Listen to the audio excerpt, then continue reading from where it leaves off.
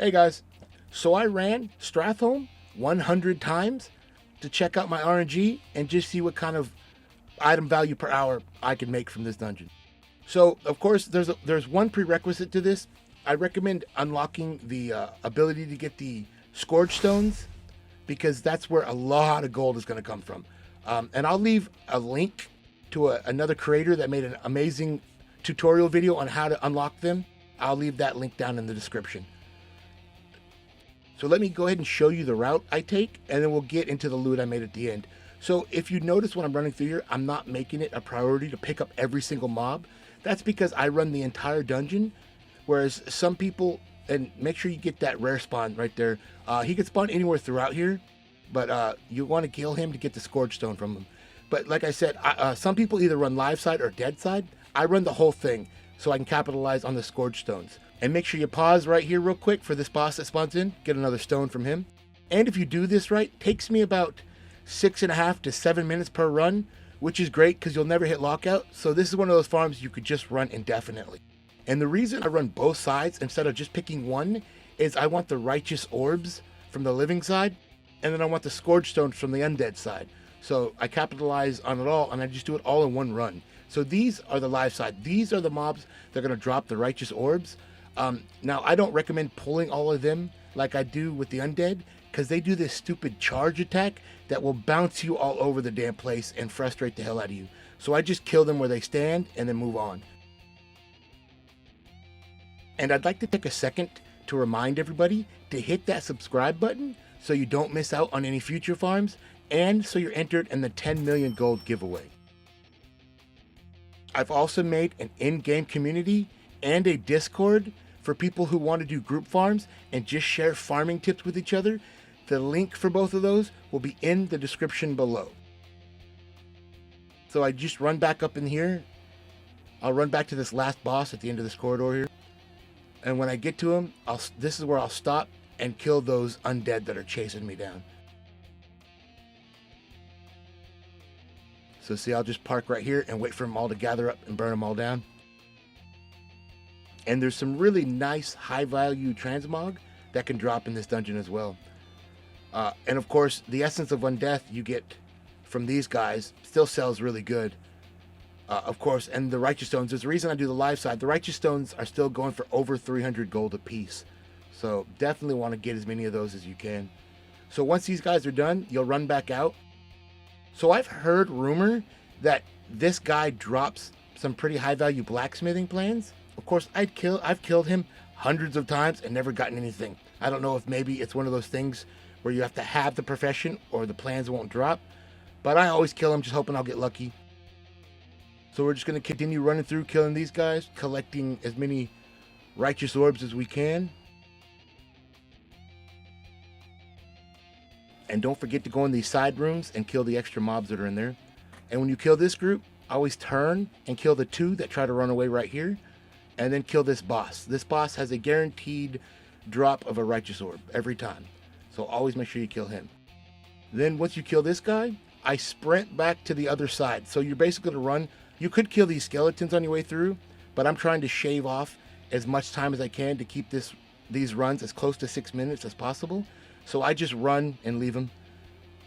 You're going to run to the undead side now, and we're going to go over there and kill all the bosses to get the Scourge Stones.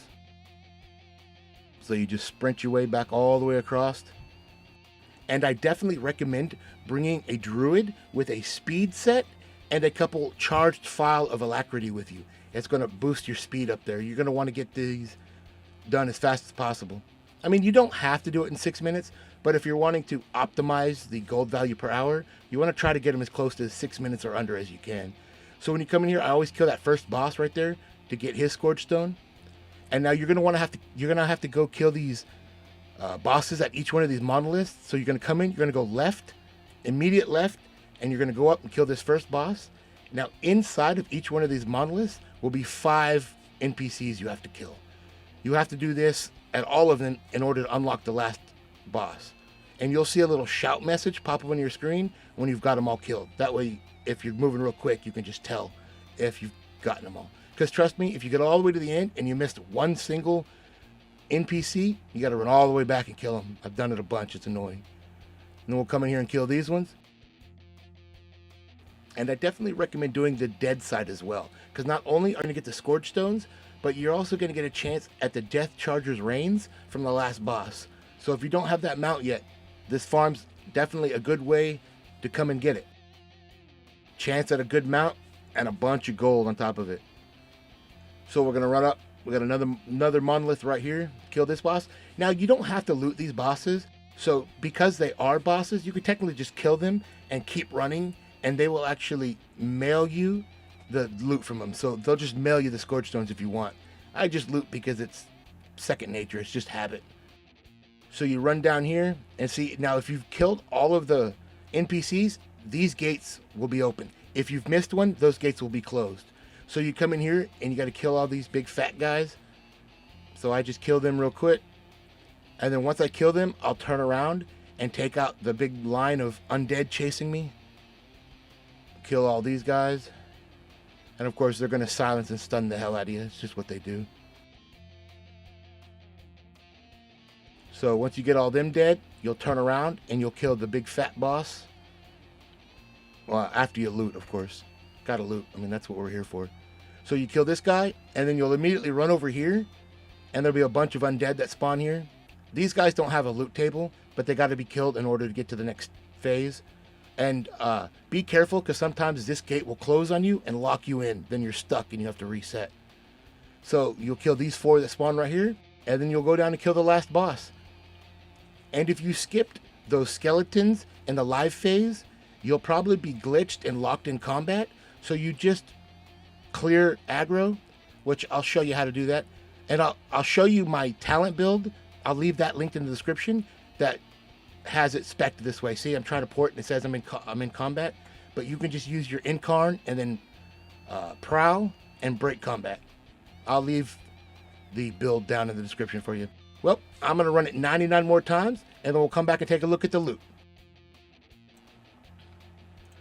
All right, that was 100 runs of Stratholme. Let's take a look at some of the loot we made. So we'll start over here with the Righteous Orbs. I got 246 Righteous Orbs and sitting right about 70,000 gold for that. I got 176 Essence of Undeath, looking about 15,000 gold for those. And then I got over 2,000 Greater Eternal Essence from disenchanting the greens and blue boss drops and stuff like that. And they're going for anywhere between 14 and 18,000 gold a stack right now. All right, let's take a look. I got some Plague Hound leggings. They say they're going for 1 million gold on my server, but realistically, they'll probably sell more around the 200 to 300,000 gold mark. So I'll mark those down at that.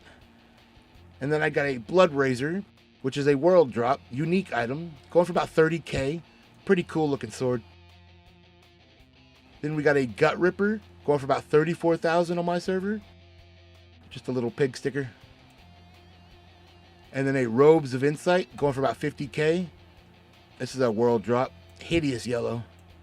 But it's unique, so a collector will buy it. No, it's not unique. It does have one other appearance, but somebody will buy this. Then we got a Terran Icebreaker. This is a world drop as well, going for about 46,000 gold on my server. Pretty cool looking little mallet thing. And then I have these rings and necklaces here. The Ring of Saviors going for 14k. The Freezing Band going for about 10k. And the Necklace of Khaleesi going for about 10k. I don't know why, but these sell, so I always stick them on the auction house. The only thing I could think is maybe Twink. People are buying them for Twinks or just buying them for characters they're leveling. But regardless, people buy them, so I post them. Then we got a Stratholme Militia Shoulder Guard going for about 52,000 gold. Cool looking, retro looking shoulders there. Then just some patterns that'll sell, some plans and recipes. A Juno Shadow. This is a Stratholme only drop, going for about 50k. It's a back piece, nice cloak. Then we got some Furin's boots, going for about 2k, not much, but they'll sell. Then an Icemail Jerkin. The Icemail Jerkin looks pretty cool, going for about 8k, not bad, it'll sell. Then we got some plated fist of Haku, going for about 5K. Cool looking plate fists. Then we have a plague bat fur gloves, going for about 21,000 gold. Pretty cool looking gloves. All right. And then just a ton of just random cloth and disenchanting material, stuff like that. And of course, I got 842 of these Invader Scourge Stones. This is what takes this farm to the next level. I will trade these in and make a ton more gold off the recipes I get. And I will be making a video shortly showing you what I got from these Scourge Stone turn-ins. It's going to definitely skyrocket this farm to a whole different level. So stay tuned for that. Well, let's take a look at the overall. So it shows the overall bag appraiser at 1.4 million, but we're really going to knock those leggings down to about 300,000. So it's going to knock a chunk out of this. So I'd say this farm is anywhere from, let's say, 50 to 80,000 gold per hour. Of course, gold value per hour, item value per hour, I should say. But with these Scourge Stones, it's going to take that price way up. I definitely recommend coming and doing this farm, trying it out, seeing how much gold per hour you can make. Well, thank y'all for watching, and I'll see y'all in the next video.